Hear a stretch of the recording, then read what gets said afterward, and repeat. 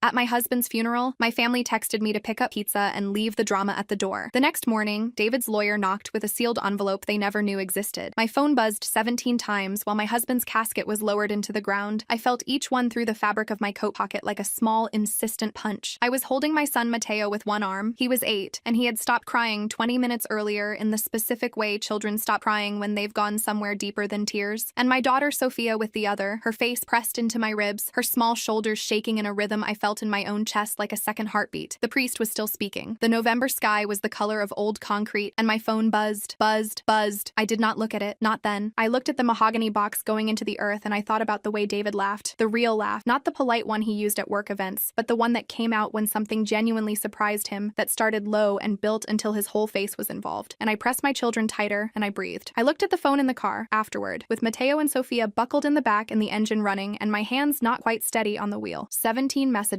Group chat. My mother, my father, my sister Valentina. Pick up pizza on the way home. Leave the drama at the door. Then Valentina. Extra cheese. Then my mother again. Don't be late. People are already here. I read them twice. I put the phone in the cup holder face down. I drove home without pizza. My name is Isabel Martinez, and I need to tell you something about my family before I tell you what they did at my husband's funeral, because context matters, and because the only way any of this makes sense is if you understand that what happened that night was not an aberration. It was a graduation. I grew up in a household that operated on a specific and unspoken economy. My parents gave and you owed them for it, and the debt never cleared, and the interest was paid in compliance. My mother was the architect. My father was the enforcer. My sister Valentina was the beneficiary, the one who received without question and contributed without expectation, the one for whom exceptions were always made and consequences were always softened. I left at 22, got an apartment, got a job in hospital administration, then worked my way into healthcare project management over the following years. I was good at it. I was organized and patient, and I could hold 12 competing priorities in my head simultaneously without losing the thread of any of them. A skill I had developed, I realized much later, because growing up in my family required exactly that kind of vigilance. I met David at a friend's dinner party when I was 24. He was 30, an engineer with a dry sense of humor and the particular calm of someone who has decided at some point to be exactly who he is and stop apologizing for it. He loved football and bad science fiction films and made the best coffee of anyone I've ever met. He was the kind of man who showed up. He showed up for everything. My parents did not come to our wedding. They were insulted by something David had said at the engagement dinner, a minor disagreement about money that my mother inflated into a declaration of war because that was her primary skill. They came back around when Mateo was born because grandchildren are leverage, and from that point on they were present in the way that costs you, appearing when they wanted something, disappearing when they were needed, rewriting every event in their favor afterward. David watched all of it. He held his opinions for years because he loved me and he knew I was still untangling, but I could see him watching, taking note. I did not know then what he was doing with those notes. He was sick for 14 months, a diagnosis that started manageable and became by degrees something else. He managed it without drama, the way he managed everything, practically directly, with a specific focus on what needed to be done rather than how unfair it was that it needed doing. He made arrangements. He met with people I didn't know about. He wrote things down. He died on a Thursday morning in November, at home, with me beside him and the children in the next room where his mother, Rosa, was keeping them busy with cartoons and the kind of steady, quiet love that grandmothers who have buried a child carry differently afterward. The funeral was the following Monday. My family attended because appearances matter to people like my mother, and because a funeral is a social event and she did not intend to miss it. They left early. They went to my house, and then they sent 17 text messages. I pulled into my driveway at 4:40 p.m. There were 6 cars I didn't recognize parked along the street. My living room lights were on, and I could hear music, actual music, something upbeat through the closed windows from the driveway. I sat in the car for a moment. Mateo said, "Whose cars are those, Mama?" "I don't know yet," I said. "Stay here with your sister for a minute." I went to the front door, my key, my lock, my house, which David and I had bought 7 years ago and paid for ourselves, which we had painted together on a long weekend with the wrong brushes and ended up laughing about for years. I opened the door. The smell hit me first. Wine, something fried, someone's perfume, the particular scent of people who have made themselves comfortable in a space that isn't theirs. Strangers in my living room with glasses in their hands. My father at David's desk, where he kept his books and his coffee mug, and the framed photo of Mateo's first birthday, mixing drinks like a bartender at a party he'd thrown. My sister Valentina was in the corner, laughing at something, with her foot on the stem of one of the sympathy flower arrangements I'd received that morning. As I watched, she moved her foot and sent it skidding across the floor. My mother appeared from the kitchen. She looked at my empty hands, and she slapped me across the face, not hard enough to knock me sideways, hard enough to make the room ring. "We asked for one thing," she said. I heard my own heartbeat. I heard the music. I heard a stranger laugh at something on the other side of the room, not having seen what just happened. "Get out," I said. My voice came out very quiet. I hadn't planned it that way. My mother laughed. "Excuse Excuse me? My children are in the car. We just buried their father. Get out of my house. Children are resilient, she said, with the airy confidence of someone who has never actually sat with a grieving child. You're being dramatic, Isabel. You've always been dramatic. My father stepped forward. He was a large man, and he used his size the way some people use volume, to occupy space until other things retreated. This house is as much ours as it is yours. You have never put a single peso into this house, I said. Your mother and I helped you when you were pregnant. 3,000, 7 years ago. I paid it back with interest, and you know it. Valentina crossed her arms. The flower arrangement was still tipped on its side. So calculating. No wonder, David. She stopped. She didn't finish the sentence. She didn't need to. I looked at my sister for a long moment, at the half smile she wore when she'd landed a shot, at my mother, composing herself into the expression of someone deeply wronged, at my father, solid and certain in his own authority, in a room that was not his. I took out my phone. Police, people are refusing to leave my private property. The silence was immediate and total. Glasses were set down. Coats were reached for. Strangers filed out with the specific speed of people who did not sign up for this part of the evening. My mother screamed something I stopped processing. My father shouldered past me on the way out hard enough to rock me sideways. Valentina, last out the door, turned and looked at me with an expression I didn't have a word for yet. Then she kicked over a bottle of wine on the entry table and walked out. The police arrived and confirmed the house was clear. The officer, young, professional, apologetic in the way people are when they've been called to a situation they understand immediately, wrote an incident report and asked if I wanted to press charges. I said not tonight. He gave me a card. I locked the door. I went to the kitchen and cleaned up my son's vomit. He'd been sick in the bathroom, the stress coming out of him the way it does with children, physically and without warning. And then I put both children to bed and sat in the kitchen surrounded by abandoned wine glasses and a tipped flower arrangement and the particular silence of a house that has just been emptied of people who should never have been in it. And I cried. Not performance, not grief for an audience. The kind of crying that has been waiting behind a wall of necessity for hours, that comes out when the children are finally asleep and there is no one left to hold yourself together for. I cried for David. I cried for the 14 months. I cried for the kitchen he had stood in 1,000 mornings, making the coffee I still couldn't replicate exactly. Then I cleaned the kitchen because there was nothing else to do, and I went to bed. The doorbell rang at 9:07 the next morning. I had been up since 6. Mateo had come into my bed at 4 a.m., and I'd held him until he slept again. And then I lay there in the dark listening to him breathe and thinking about nothing in particular, which is sometimes the only way the mind protects itself. I answered the door expecting my mother. She had a pattern of following scenes with apology performances that were actually second scenes, but it was a man in a dark suit. 50s, compact, with reading glasses folded into his breast pocket and a leather portfolio under his arm. Mrs. Martinez, I'm Rodrigo Vargas. I was David's personal attorney. I stared at him. David had never mentioned a personal attorney. Not once in 11 years. May I come in? He sat at the kitchen table. He set the portfolio down. He removed from it a sealed white envelope, letter-sized, my name written on the front in David's handwriting. The particular handwriting I'd seen for 11 years on grocery lists and birthday cards, and the notes he left on the counter when he left early for work. My hands were shaking before I touched it. He asked me to deliver it the morning after the funeral, Vargas said. His specific instruction was the morning after. I opened it. My love, I know exactly how your family treats you. I have known since our first year together, and I should have spoken sooner, and I should have stood between you and it with more consistency than I did. For that, I am sorry. Forgive me if you can. Everything is in your name. The house, fully paid, the remaining balance cleared from the life insurance, the savings account at Banco Nacional, currently holding 847,000 pesos, the policy itself, which names you as sole beneficiary. There is nothing for them to contest and nothing for them to claim. My parents are named legal guardians for Mateo and Sofia in the event anything happens to you. Your family has zero legal standing over my children. I made certain of this. There is a separate account. Vargas has the details, with 200,000 pesos set aside. Use it for therapy, for the children, for whatever you need to build the life you deserve without people in it who cost more than they give. You owe them nothing, Isabel. You never did. I need you to believe that. Build a happy life. Loud if you want. Quiet if you prefer, but build it yours. I love you. I have always loved you. That was always real. David. I read it 3 times. Vargas sat quietly across the table, his hands folded, not looking at me. Outside, Sophia's voice drifted from upstairs. She was talking to her brother about something. Their morning sounds, the particular domestic frequency of children that David and I had spent years building around ourselves like a house. I folded the letter, put it back in the envelope, set it on the table. Tell me everything, I said. Vargas spent 90 minutes walking me through the documentation. The house title, transferred to my name alone 18 months ago, while David was sick, while he had time to think clearly about what he was doing. The life insurance policy, 1.2 million pesos, naming me sole beneficiary. The will, drafted with a family law specialist named Dr. Carmen Rios, a woman with 28 years of practice, who had reviewed every document and confirmed its airtight status. The guardianship filing, which had been registered with the family court and which named David's parents, Rosa and Ernesto, as the legal secondary guardians for Mateo and Sofia. My family, zero access, zero rights, by design. He thought of everything, I said when Vargas Vargas finished. He did, Vargas said. He was very clear about what he wanted to protect. I looked at the envelope on the table. He was also, Vargas said, with the careful tone of someone delivering something additional, very clear about what to do if certain members of your family attempted to complicate matters. He reached into the portfolio and produced a second folder. He left a contingency file, he said, in case it was needed. My mother called that afternoon at 2:15 p.m. We need to talk about your behavior yesterday, she said, with the brisk certainty of someone who has already rewritten events to her own satisfaction. No, I said. Excuse me? No, we don't. You showed up drunk to my husband's funeral, asked me to pick up pizza, threw a party in my home while my children were in the car, and you hit me. You are not welcome here. Don't contact me again. After everything we have done for you, everything your father and I sacrificed, tell me one thing, I said. Specifically, one sacrifice. Silence. Not a thinking silence. The silence of someone whose script doesn't include this question. I'm free, I said. Don't call again. I hung up. I blocked her number. My father's, Valentina's. The silence that settled into the phone afterward was so complete it almost had a texture. I held it in my hand and felt something I hadn't expected. Not grief, not anger, but relief. The specific relief of a weight you've been carrying for so long you stopped noticing it as weight. And then one day you set it down and the absence is its own sensation. I made coffee. Not as good as David's, but mine. Valentina found me 3 days later. I had unblocked her number for logistical reasons. There were shared contacts, a cousin's birthday coming, things that would require occasional minimal contact. I was managing the unblocking the way you manage a controlled burn. Carefully, with clear boundaries, with the exit already identified. She texted on a Wednesday evening. Can we meet? Café Azul. Tomorrow at noon. I have something you need to see. I should have said no. I went anyway. Because the particular cruelty of being someone's sibling is that some part of you never entirely stops hoping for the version of them that was better. She was already at a corner table when I arrived. She had that look she gets when she believes she's holding something valuable, a kind of compressed excitement underneath the surface, like she's already rehearsed the scene and knows which part is hers. She pushed her phone across the table. A photograph. David on our sofa